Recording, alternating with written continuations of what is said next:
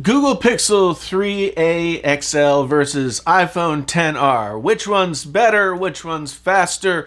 Which one should you buy? These are all questions that we'll discuss in this video starting now.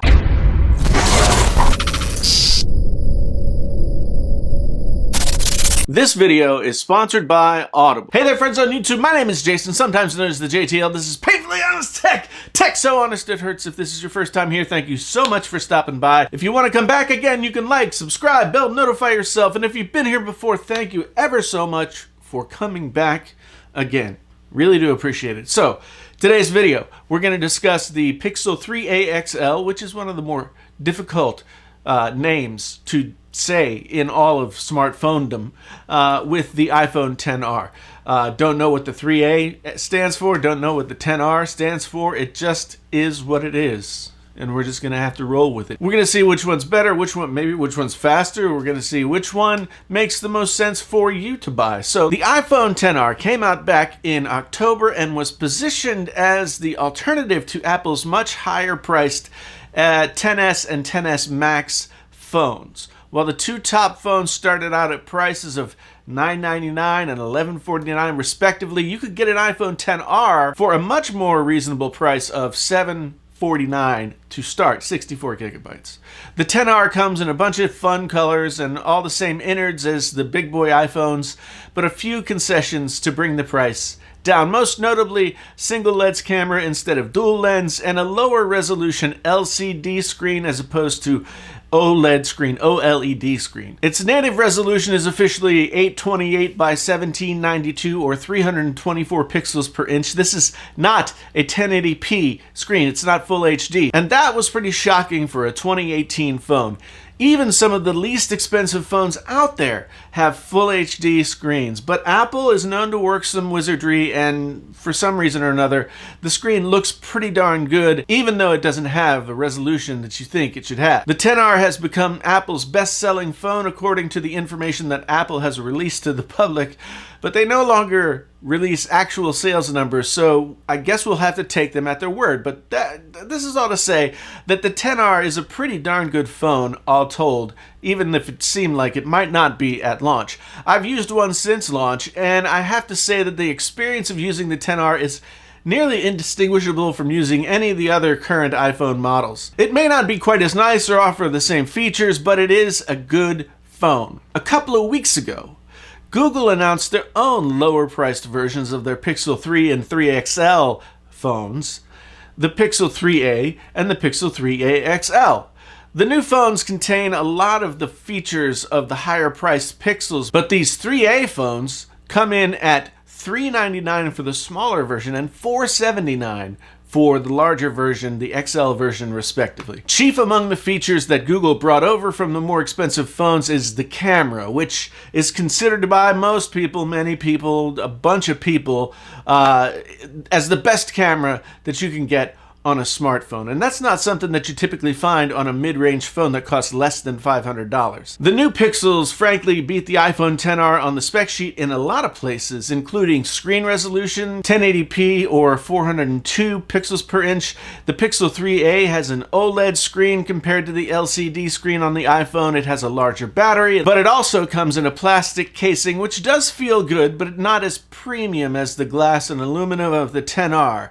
The Pixel feels lighter, and it is at 167 grams versus the XR's 194. It's when you get to talking about the processors and the overall speed of the two phones that things start to get interesting. I'm not a big believer in the speed tests that a lot of YouTubers run by poking their fingers on the phones at the same time and, saying which one's faster. But I was curious to see how the 3a XL that I have would hold up against the iPhone XR. So I ran a few of those tests and found that the Pixel 3a XL is actually faster in opening some apps like YouTube and Twitter.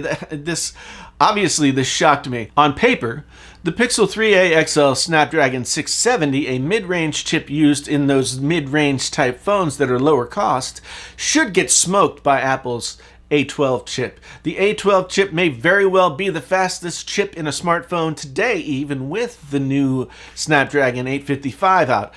How could it be possible that this lower tier chip could even compete. To be honest, I don't have the answer, but I repeated the test multiple times, always closing the apps between each test, and the results were fairly consistent. It's mind-boggling, honestly. But it's also very good for the consumer.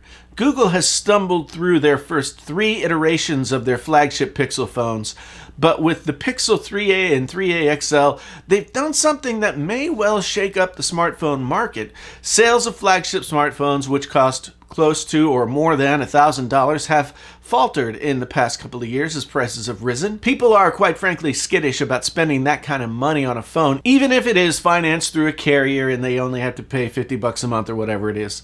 And if a whole family needs to be outfitted with new phones, you're looking at monthly payments more closely resembling a car payment instead of a phone bill. These new Google phones have done something quite unique here. They've taken arguably the best camera on a phone and put it in a phone that costs less than half, almost 60% less than the $1,000 phones, including the Pixel 3 and 3 XL. And in using the Pixel 3a XL, I haven't experienced any kind of letdown in performance, and even my anecdotal testing shows that the phone, while having a lesser processor, competes well with not just the XR, but phones priced higher even so. Even compared to the lower cost XR, the Pixel 3 XL is $230 cheaper. The Pixel 3a, the smaller one, is $350 cheaper, and both of those phones boast a higher resolution screen than the XR does.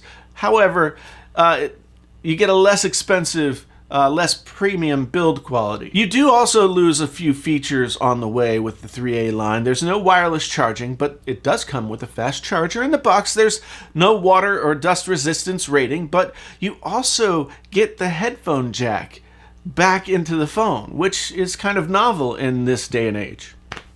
The iPhone XR and the Pixel 3a line are really both good phones. I don't think anyone but the most powerful of power users, which I'm not really sure exist actually, but we'll talk about that another time.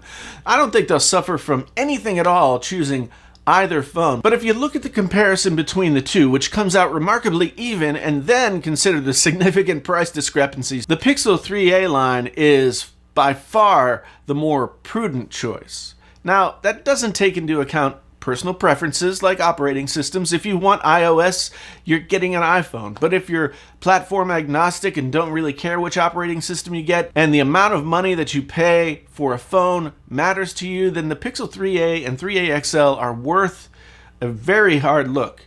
Hell, even if the price doesn't matter to you, they're both really solid phones that hold up against the XR, but are also competitive with phones at twice their price.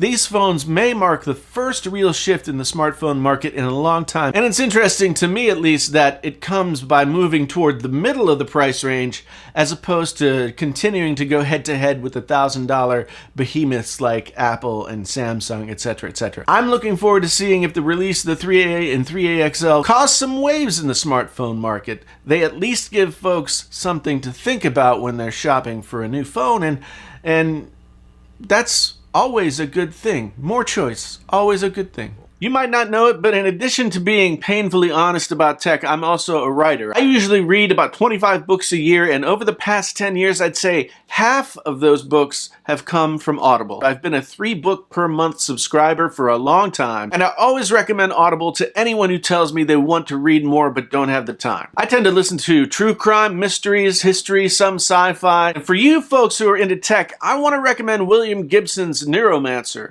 Gibson is one of the fathers of the cyberpunk movement from the 1980s, and some of the stuff that he came up with in his imagination 30 plus years ago have become real things in scary ways. So if you love tech, you'll love Neuromancer. And you can get it for free if you sign up for a 1-month trial with Audible. Start listening with a 30-day Audible trial, and your first audiobook plus 2 Audible originals are free. Visit audible.com/honest-tech or text honest-tech to 500-500 to get started with your free Audible trial today. Anyway, what do you guys think about the 3A, 3A XL? Would you consider one to purchase? Would you consider one instead of a $1,000 phone?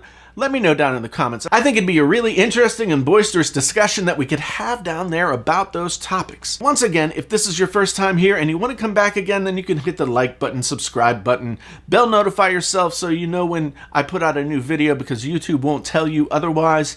And if you've been here before, thank you so much for coming back. I really can't say how much it means to me to have you people in this community with me. Again, my name is Jason, sometimes known as the JTL. This is Painfully Honest Tech. Tech so honest it hurts. Until the next time, I'm out.